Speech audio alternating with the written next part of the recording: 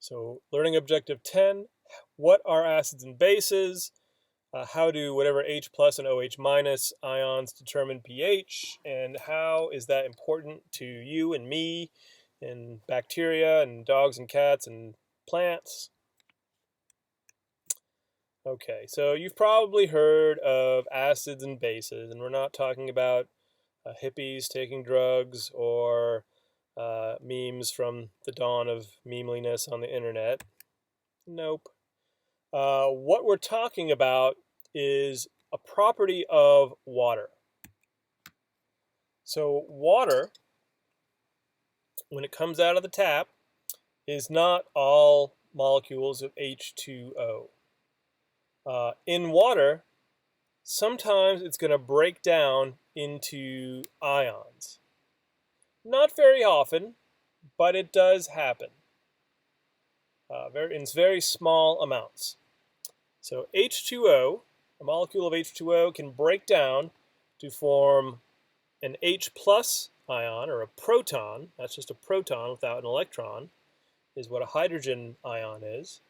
And then you're left behind with the other hydrogen and the oxygen, and that's going to have a negative charge. Because if we have a positive charge coming from a neutral molecule, there has to be a negative charge also. So this typically happens, it's very infrequent. So one molecule in about 554 million is going to do this. What this means is that in pure water at 25 degrees Celsius, or room temperature, the concentration, or the number of moles of protons in that liter of water, is going to be this number, 10 to the 7th molar. 10 to the 7th molar is 1 over 10 with 7 zeros molar. And when one water molecule breaks down, it's going to produce one proton and one hydroxide ion, which is what this is called, a hydroxide ion. So the concentration of hydroxide ions is going to be the same, because when the water molecule breaks, you get 2 equal parts. Now, these ions are even more reactive, more sticky, more trouble-causing than just the polar covalent hydrogen bondy H2O molecules. So if we add other things, other solutes to water, they're going to break down, just like if you add table salt, you're going to get the sodium ions and the chloride ions. If you add a compound like HCl, hydrogen chloride, to water, it's going to break down into protons and chloride ions.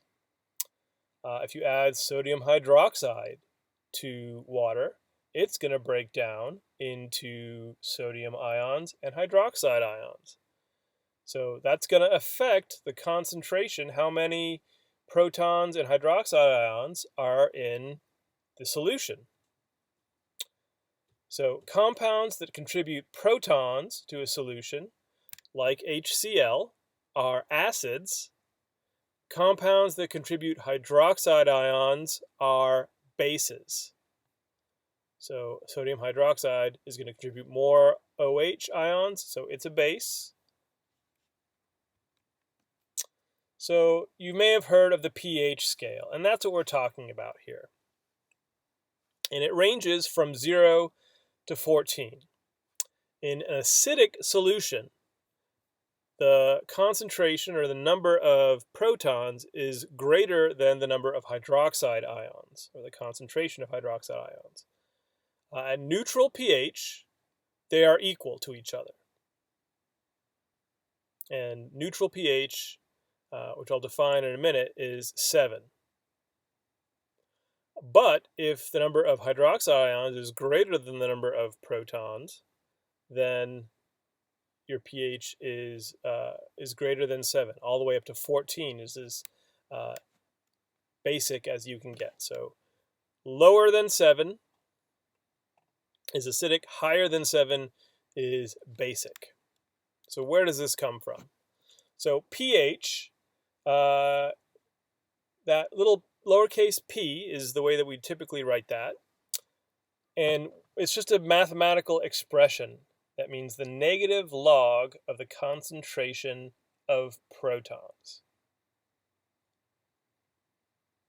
So the concentration of protons can vary from 1 mole per liter, which 1 is 10 to the power of 0, to almost none. And at that point, it's 10 to the negative 14th, or 1 over 10 to the 14th, or 10 with 14 zeros after it, molar.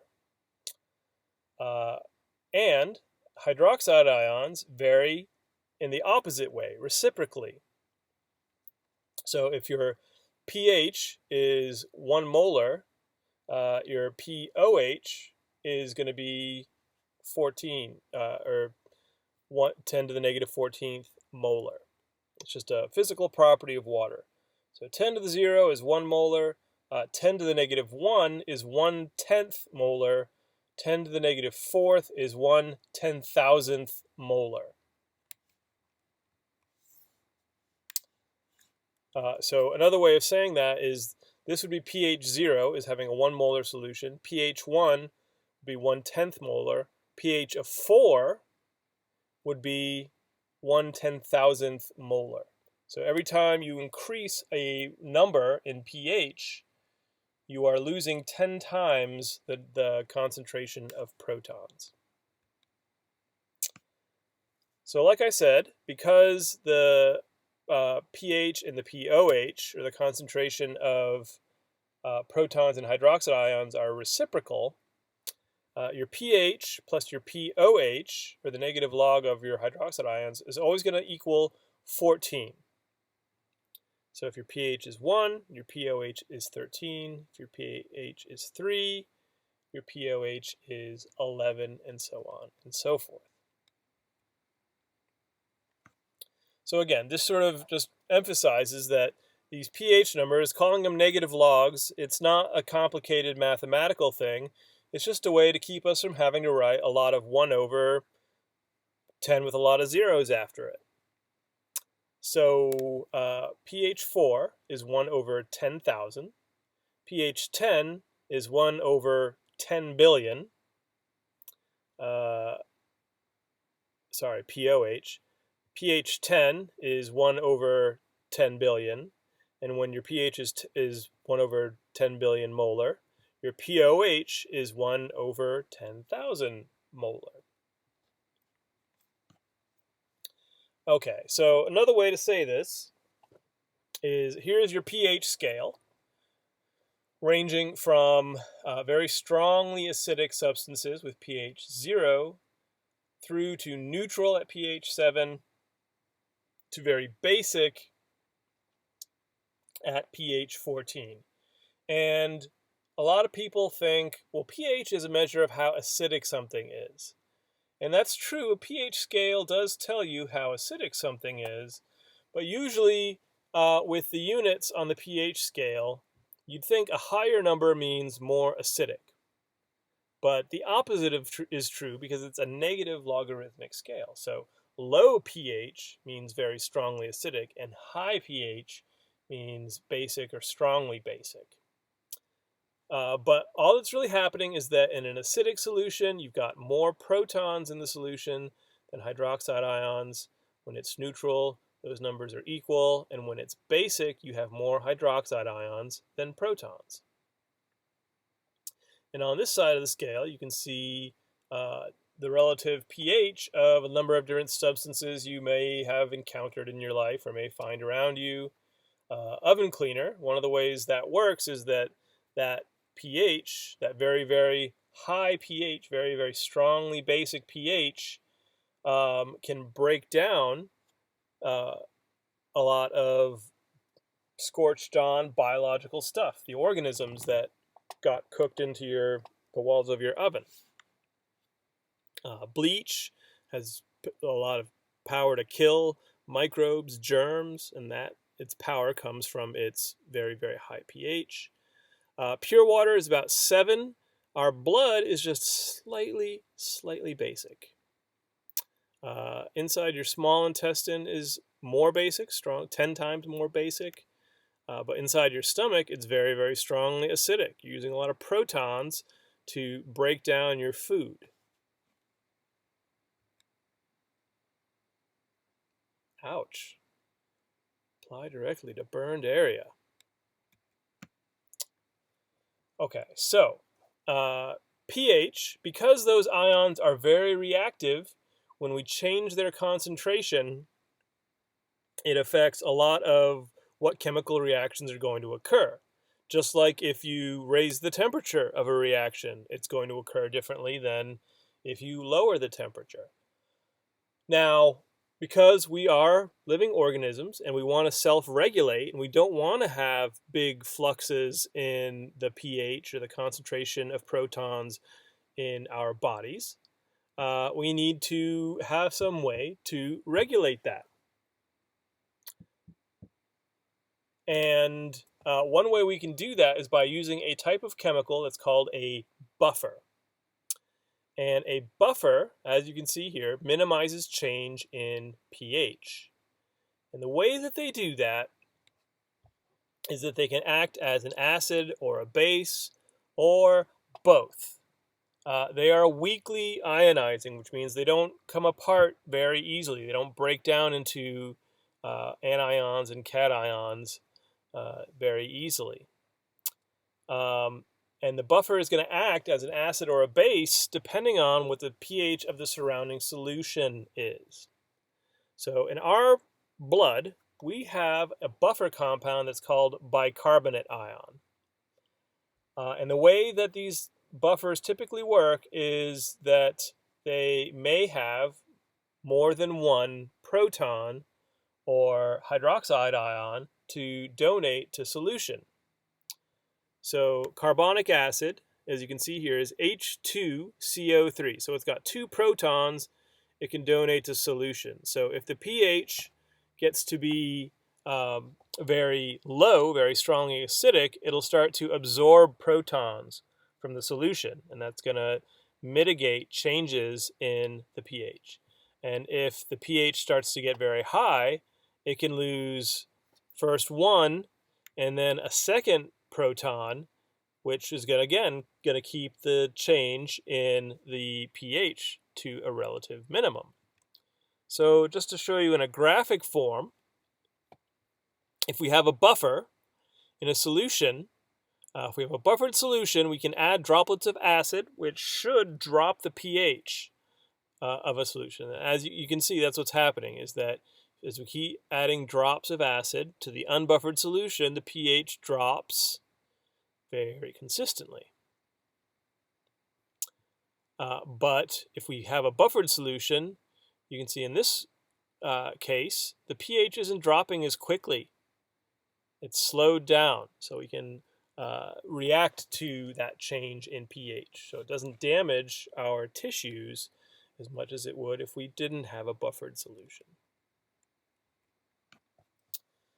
So at the biosphere level, at the ecosystem level, pH can have a huge effect. We know that when volcanoes erupt, they put a lot of stuff into the atmosphere. They put a lot of different gaseous chemicals, besides just lava and whatnot, and sparks. They empty a lot of gas into the atmosphere, and a lot of that is very strongly acidic, like sulfuric acid that they're putting into the atmosphere.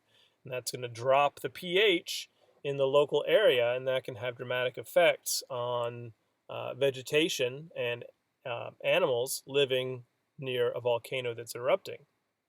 And the bigger the boom, the more of the effect. If you have a very violent volcanic eruption, it's going to have a big effect. Factories that we use for industrial purposes to refine our fuels, to pulp our paper, also act kind of like little volcanoes. They have smokestacks that put chemicals into the air that can affect the pH of the air around them. And at the landscape level, those changes in pH can have devastating consequences to the surrounding living organisms.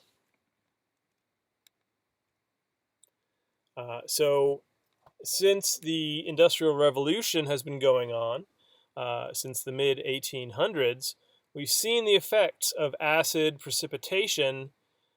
Here are two images of a landmark taken from Egypt and on display in New York City called Cleopatra's Needle.